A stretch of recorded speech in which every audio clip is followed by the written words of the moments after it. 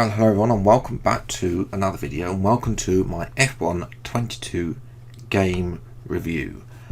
Yes, today I'm gonna, it's been just over a month since the game officially launched. 1 month, 1 day for the normal version, and then the expensive version was late.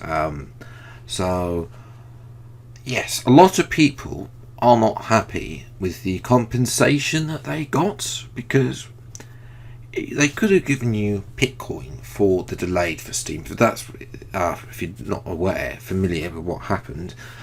If you bought the Champions Edition of the game on Steam, you couldn't play it when they said you could on 7 AM, and pretty much couldn't play it for anyone until about 3 o'clock the following afternoon.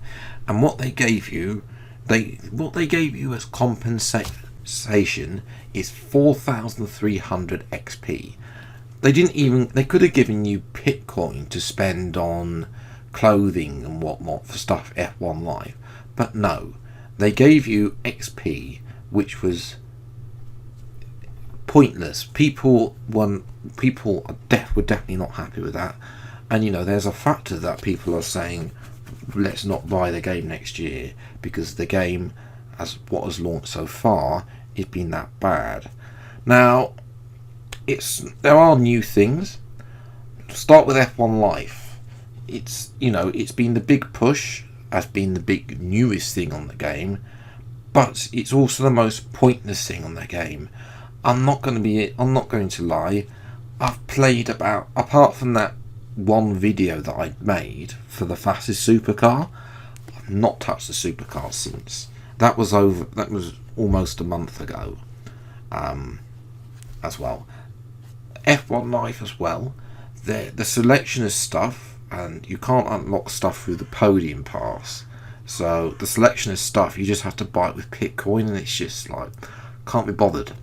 I'm not going to see this character anywhere else than about 2 seconds on my home screen every time.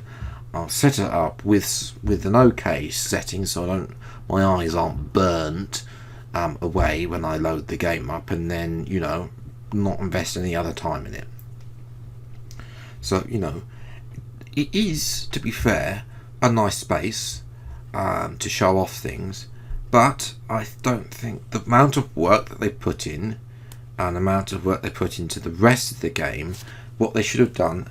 F1 Live, I don't disagree, it's a nice idea. The supercars, just get rid of them. Except the safety cars, we want to have a safety car race. That's the only 2 supercars we want to be able to drive in the F1 game. The others should be removed, personally speaking. But there we go, that's something for F1 23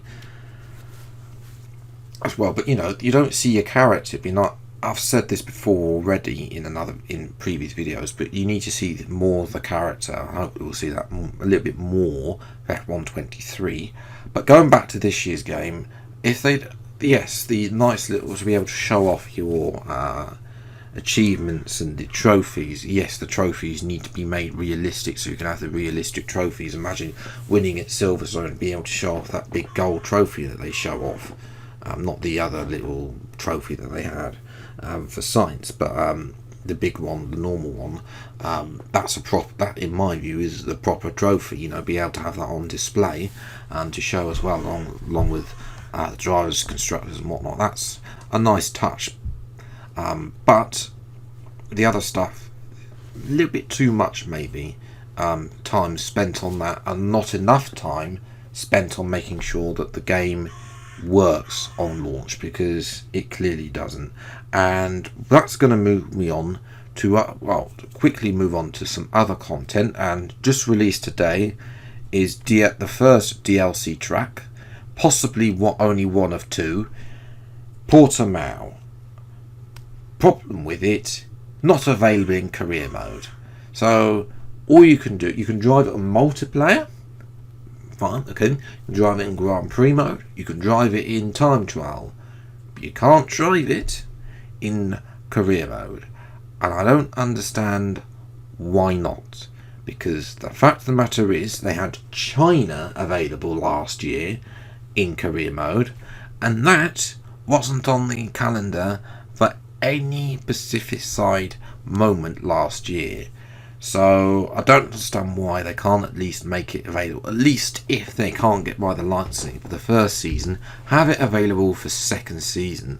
Because otherwise there's no point investing the time in training the AI up for DLC tracks. Because all you're going to do is get people play potentially once or twice in Grand Prix mode, as opposed to every season. So you're talking multiple seasons, 5-6 times people driving and spending the time grinding time trial, because no one's going to spend the time playing around with the setups if they're only going to be used in Grand Prix mode or multiplayer. Although you never know, it might make an appearance for an esports or a league race, but still, the point is that for the bigger player base, which is on career mode, is not going to bother playing it because it's hidden from that modes. And that brings me kindly on to career modes. Oh dear. Yes, career mode hasn't had improvements, in my opinion, for this year. Yes, those starting budgets for my team are nice, and it's nice to see a few department events for driver career mode, but for me, those majority of the department events have just been trying to replace the interviews which have been withdrawn from the game. The only time you get interviewed now is by Will Buxton in my team. If you're in driver career mode, you don't get interviewed anymore.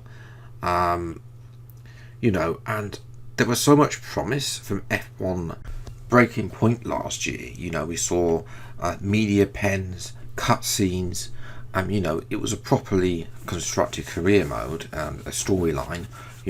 They could have at least brought some of those elements, like the media pen and stuff, over from F1 Breaking Point to career mode, because F1 Breaking Point isn't in F1 22, so those features that were seen in that are just money wasted, in my opinion. They could have at least done out a little driver hub, like they've done for the driver in that story, and then changed Claire to the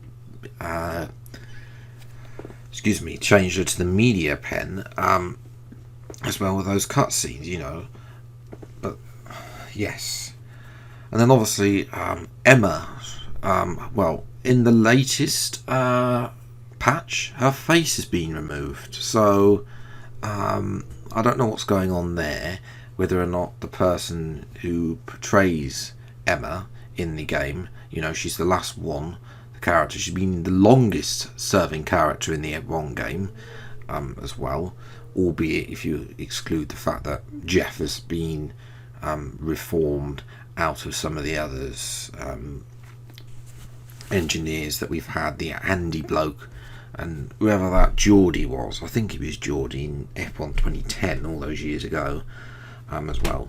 So without a doubt though, you're thinking, okay, new cars, maybe, you can forgive the fact that they've had to spend time developing the new cars, in the fact that there's a lot lackluster career mode, improvements from last year.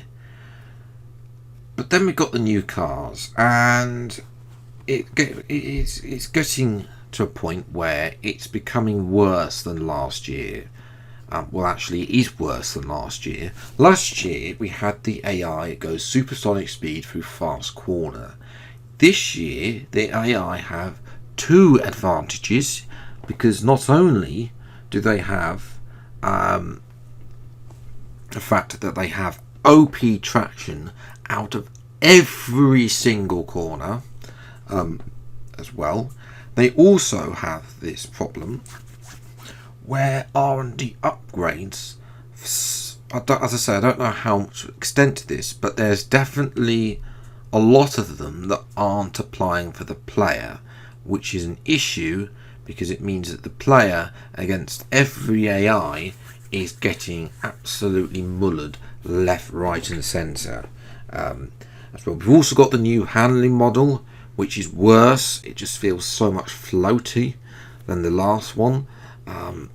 I personally enjoyed the first handling model that they gave out. It was understeery, but if you got the setup right, and which you could do. You know, you could work on the setup with. I thought that, you know, having more front wing than rear wing was actually a good way to go, but now, you know, I'm having second thoughts maybe, that, you know, that's not the way to go. That was against the default, which is to have less front wing than and more rear wing. I thought that was a good way to go, but they've changed the handling model and introduced an entire new one a month after launch. Well, less than a month after launch, as well. So, you know, people are getting used to it, and then all of a sudden you go and change the game entirely. So, yes, it's not been a good start. I'm going to quickly touch on multiplayer. And multiplayer is multiplayer. It has not changed one single bit from last year, and I can tell you now, there are things that are just as broken as last year, as well on multiplayer. So yes, that's just multiplayer for you. They don't care, basically. So overall, what do I think of F1 22? Would I suggest you buy it? Absolutely not. I'm going to be brutally honest here. The game is still broken. It's heavily overpriced as well, for the content that they've delivered is below standard for career mode, which is the main focus of the game. They can't keep charging people for F1 Life because nobody's playing that game mode other than maybe for 5 minutes at most. Everyone is more focused on playing an F1 game, not some spin-off of Need for Speed, as well. So yes, let me know what you think in the comments below about F1 22. Whether you think, my personal rating, I'd give it a 1 out of 10. I don't know how all those reviews have been given that always keep highly. It's every year that the same people give the same high reviews because they don't actually play the F1 game year on year, and they just give out the same review, you know, that they're paid to do so, and not actually an honest review, which I've got you here. So we'll see what F1 Manager gets, bearing in mind, of course, there's a bit of controversy about the driver ratings, an argument about there, but you know, the game will be available on Steam, so you might be able to mod those as well. So yes, if you are new around here, then please do get subscribed for weekly Formula 1 content. I hope you have enjoyed. As I said, let me know what you think in the comments below. Until the next video then, I'll see you next time. Take care, thanks so much for watching, enjoy your day, and bye.